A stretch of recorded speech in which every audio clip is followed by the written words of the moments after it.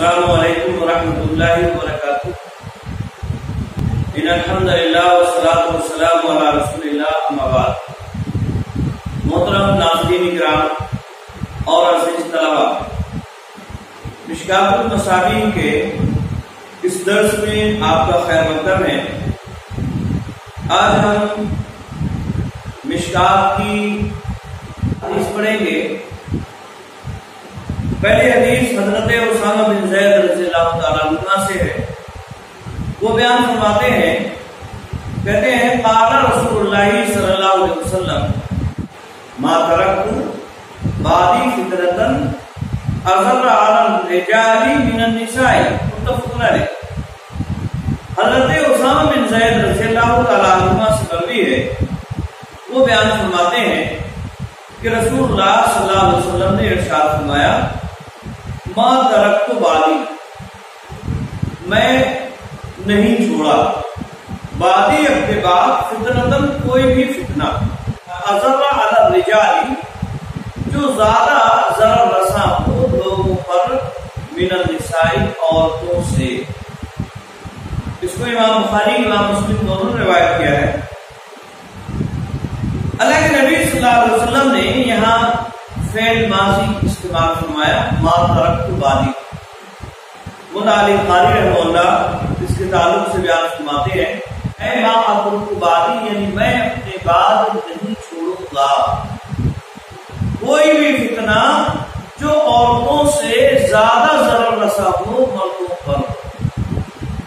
یعنی اپنے بعد نہیں چھوڑوں گا۔ آگے قاری صاحب فرماتے ہیں، وَأُبْدِرَ بِالْمَاضِي لِتَحَقُّقِ الْمَوْتِ، ماضی سے تعبیر کرنے کا مقصد موت کے متحقق ہونے کی وجہ سے، یعنی اللہ کے نبی صلی اللہ علیہ وسلم کی موت ہوگی، اس میں کسی بھی طرح کا کوئی شک و شبہ نہیں ہے۔ اس بنیاد پر اللہ کے نبی صلی اللہ علیہ وسلم نے یہ ماضی کا صیغہ استعمال فرمایا، ورنہ مستقبل کا صیغہ استعمال کرنا چاہیے۔ اسی طرح سے حدیث میں جو لفظ آیا فتنتن، فتنہ، فتنہ ہمارا ایک اردو زبان کا معنی اور مفہوم ہوتا ہے، اور ایک معنی اور مفہوم عربی زبان کا ہوتا ہے۔ ظاہر سی بات ہے، اللہ کے نبی صلی اللہ علیہ وسلم نے یہاں عربی زبان میں، فصیح عربی زبان میں خطاب فرمایا ہے، تو یہاں فتنے کا کیا معنی ہے؟ اس کے تعلق سے علماء بیان فرماتے ہیں، فتنتن اے امتحانن و بلیتن، یعنی کوئی فتنہ نہیں چھوڑا، یعنی کوئی آزمائش کی چیز نہیں چھوڑی، کوئی مصیبت والی چیز نہیں چھوڑی، مردوں پر نہیں چھوڑوں گا، نہیں چھوڑی مطلب نہیں چھوڑوں گا مردوں پر جو زیادہ ضرر رساں ہو عورتوں سے۔ یہاں اللہ کے نبی صلی اللہ علیہ وسلم نے گویا کہ عورتوں کو فتنہ قرار دیا، آزمائش قرار دیا۔ کیوں؟ اس لیے کہ طبیعتیں انسان کی ان عورتوں کی طرف زیادہ مائل ہوتی اور ان کے سبب حرام میں واقع ہو جاتا ہے، انہی کی وجہ سے لڑائیاں اور جھگڑے ہو جایا کرتے ہیں، انہی کے سبب فتنے اور فساد پیدا ہو جاتے ہیں قبیلوں کے اندر، اور اسی طرح سے گاؤں اور دیہات میں، اور اسی طرح سے شہر اور قریہ، ان کے سبب بڑی بڑی لڑائیاں ہو جایا کرتی، تو یہ جو ہے ایک آزمائش کا سبب ہو جاتی ہے۔ کسی نے کسی کی بہو بیٹی کے ساتھ نازیبا حرکات کر دی تو اس کی وجہ سے فتنہ اور آزمائش کرے لوگ، تو یہ اصل میں اس کا معنی اور مفہوم ہے۔ اسی طرح سے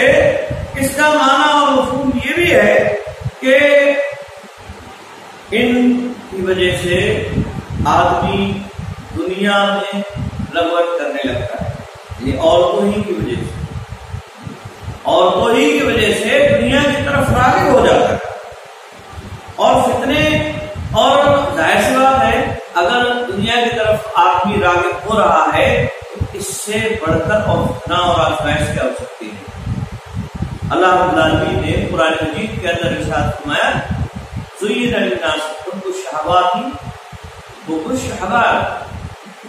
یعنی لوگوں کے لیے شہوات کی محبت مزین کر دی۔ تو یہ حدیث کا معنی اور مفہوم ہے، یہ حدیث کا معنی اور مفہوم ہے کہ عورتوں کا فتنہ یا عورتوں کی آزمائش مردوں کے لیے یہ سب سے بڑی آزمائش ہے کہ اگر آدمی ان سے دور رہنا چاہے تو بھی شرعی اعتبار سے یہ درست بات نہیں ہے، جیسا کہ حدیث اس سے پہلے گزری، اور اگر ان سے مل جل کے رہنا چاہے تو بڑے حدود اور قیود ہیں، اور اسی طرح سے ان حدود اور قیود کے ساتھ اگر رہتا ہے تو اس کے لیے صحیح ہے، اور اگر ان حدود اور قیود کے ساتھ نہیں رہتا ہے تو حرام میں پڑ جانے کا مکمل خدشہ اس کے اوپر لگا رہتا ہے۔ تو بہرحال عورتیں اگر دور ہیں تب بھی آزمائش ہے، اور قریب ہیں اختلاط ان کے ساتھ ہو رہا ہے تب بھی آزمائش ہے۔ دونوں اعتبار سے یہ مردوں کے لیے بڑی آزمائش کا سبب ہے۔ یہاں حدیث میں جو حدیث یہاں بیان کی مصنف نے، مؤلف رحمہ اللہ نے کتاب النکاح میں، اس کا سبب کیا ہے؟ ظاہر سی بات ہے یہاں حدیث میں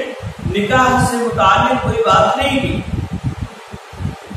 حدیث میں کوئی ایسی بات نہیں کی جا رہی ہے کہ نکاح کرو یا نکاح مت کرو، کوئی ایسی بات نہیں۔ پھر اس حدیث کو کتاب النکاح میں ذکر کرنے کا مقصد کیا ہے؟ اس حدیث کو کتاب النکاح میں ذکر کرنے کا اور اس میں بیان کرنے کا مقصد یہ ہے کہ عورتوں کو اگر ہم ان سے اختلاط کرنا چاہتے ہیں، ان سے شادی اور بیاہ کرنا چاہتے ہیں، تو ہمیں ہوشیار رہنا چاہیے، ہمیں اس کے تعلق سے پہلے ہی سے تیار رہنا چاہیے کہ یہ ایک بڑی آزمائش ہے۔ اسی طرح سے دوسری حدیث حضرت ابو سعید الخدری رضی اللہ تعالیٰ عنہ کی ہے، بیان فرماتے ہیں قال رسول اللہ صلی اللہ علیہ وسلم، اللہ کے رسول صلی اللہ علیہ وسلم نے ارشاد فرمایا ان دنیا قلبۃ خضرۃ وان اللہ مستخلفکم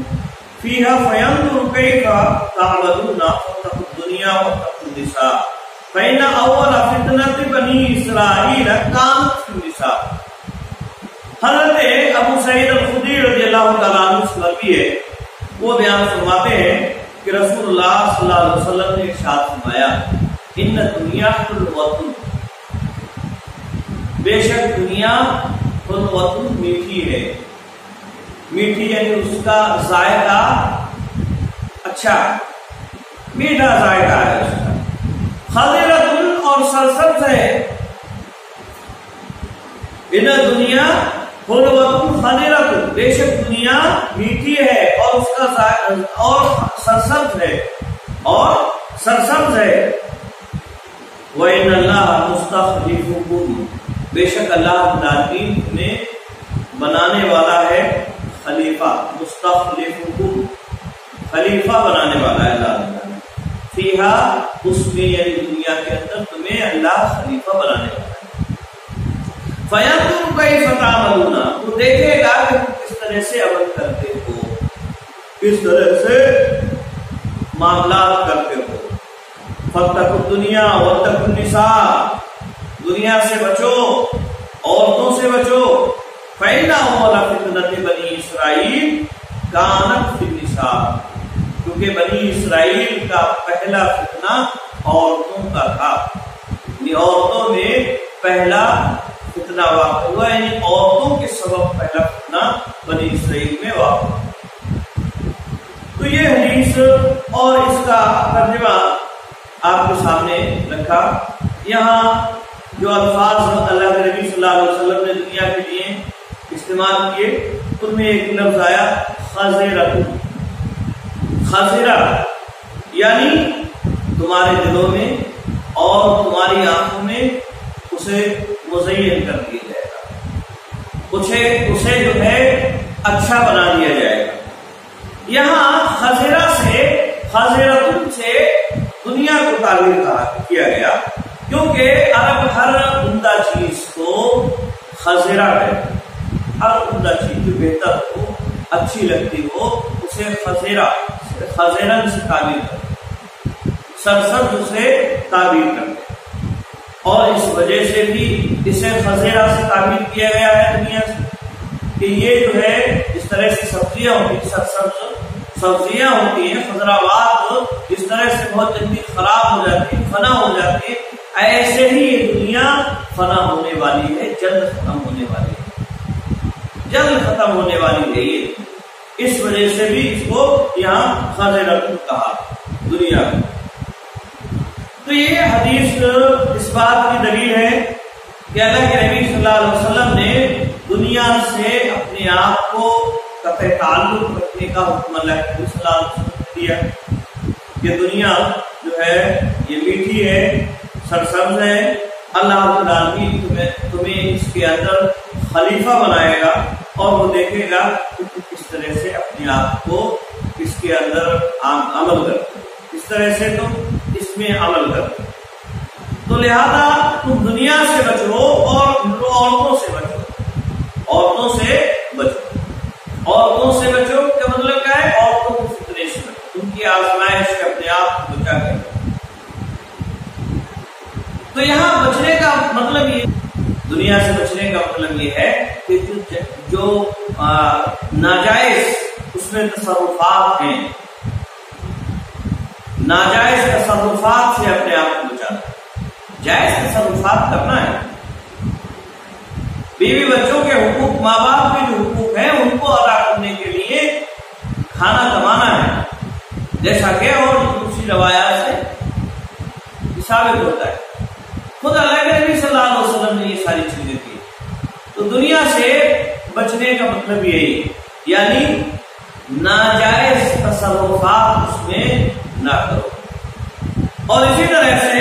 دوسری بات اللہ کے نبی صلی اللہ علیہ وسلم نے یہ بیان فرمائی، وَاتَّقُوا النِّسَاءَ،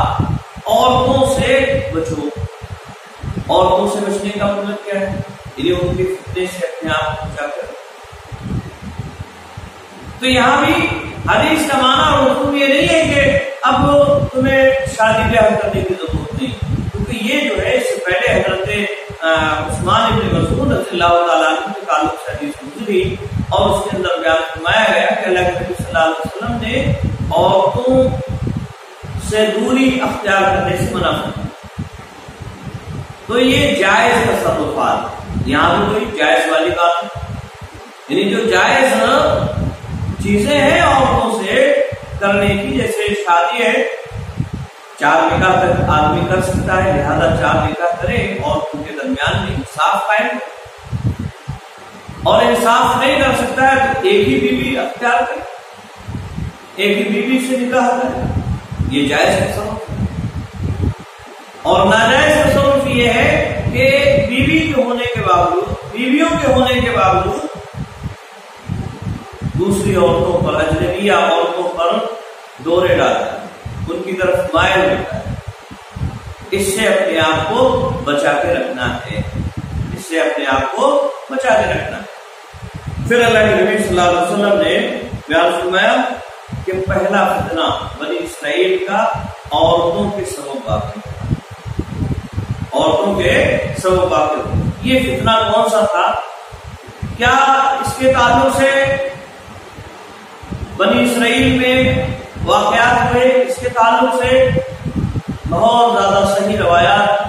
میں اس کی کوئی تفصیل نہیں ملتی، جو روایات بالکل صحیح ہوں ایسی روایات نہیں ہے اس تعلق سے۔ البتہ بعض روایات بیان کی جاتی ہیں بنی اسرائیل سے متعلق، ان فتنوں سے متعلق کہ عورتوں کا فتنہ وہاں کس طرح سے واقع ہوا، کس طرح سے یہ فتنہ واقع ہوا، اس کے تعلق سے بعض باتیں بیان کی جاتی ہیں۔ ایک تو سورہ بقرہ جو میں واقع گائے کا جو واقعہ ہے اس سے متعلق بیان کی جاتی ہے ایک بات، اور وہ بنی اسرائیل کا واقعہ تھا، اور وہ یہ کہ بنی اسرائیل میں ایک آدمی تھا وہ اپنے چچیری یا فیری بہن کے ساتھ نکاح کرنا چاہتا تھا اور اس نے اس کے والد سے اجازت طلب کی، لیکن اس نے منع کر دیا، تو اس نے اس آدمی کو قتل کر دیا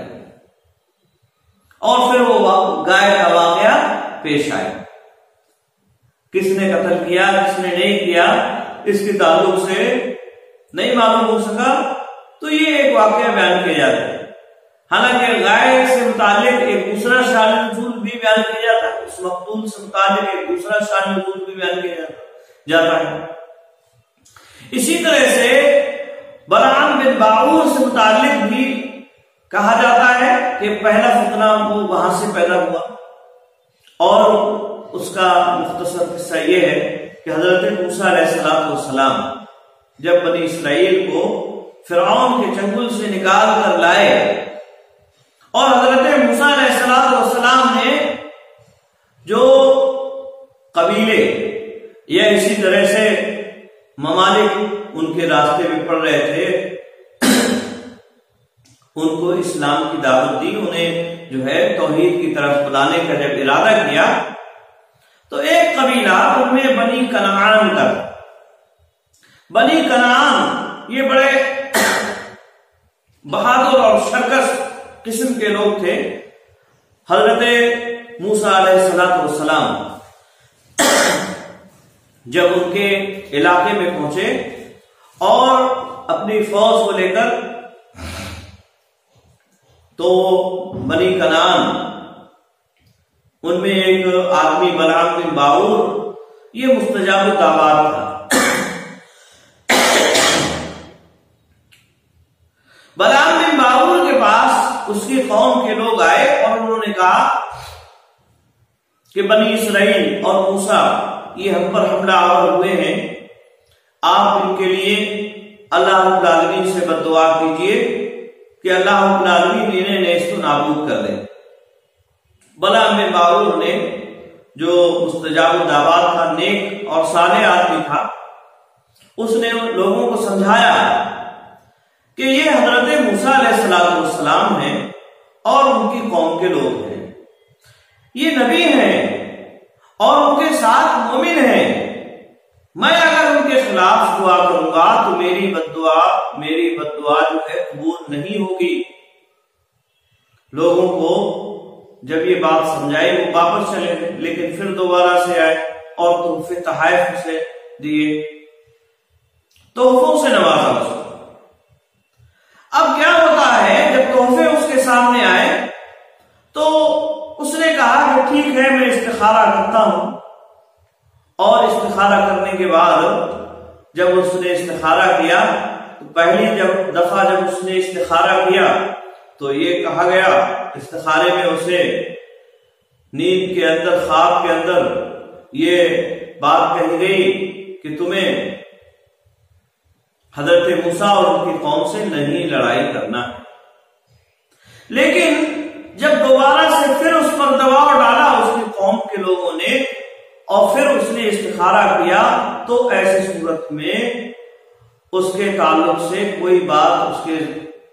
دل و دماغ میں نہیں ڈالی گئی، اور اس طرح سے لوگوں نے کہا جب کوئی بات نہیں آ رہی ہے تو پھر تم حضرت موسیٰ علیہ السلام اور ان کی قوم پر بددعا کرو۔ اور یہ آدمی پہاڑ پر جاتا ہے، حضرت موسیٰ علیہ السلام اور ان کی قوم کے لیے بددعا کرنا شروع کر دیتا ہے، لیکن جیسے ہی حضرت موسیٰ علیہ السلام اور ان کی قوم کے لیے بددعا کے الفاظ نکالتا ہے، ان کی جگہ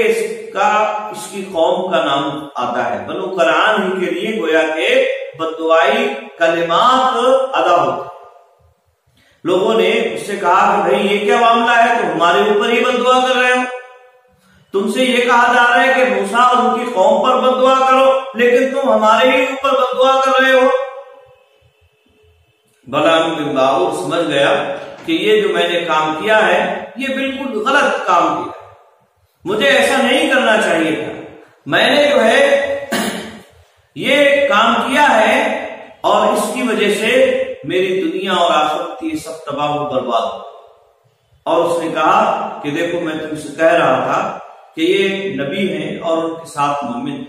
ان کے لیے بد دعا نہ کرو، اور تم نے مجھ سے زور زبردستی کی اور یہ کہا کہ میں ان کے لیے بد دعا کروں، اس کا نتیجہ یہ اب میری دنیا اور آخرت دونوں ہی برباد ہو، اب سوائے ہیلے کے اور کچھ نہیں بچتا ہے، اب ہیلا کرنا ہوگا۔ اور ہیلا کیا ہے؟ ہیلا یہ ہے کہ تم اپنی عورتوں کو موسیٰ اور ان کے لشکر میں اپنی عورتوں کو ساز و سامان کے ساتھ بھیجو بیچنے کے لیے۔ اصل میں پہلے زمانے کا دستور یہ تھا کہ لڑائی کا ایک وقت ہوتا تھا کہ اس وقت سے اس وقت تک لڑائی ہوگی دونوں فوجوں میں،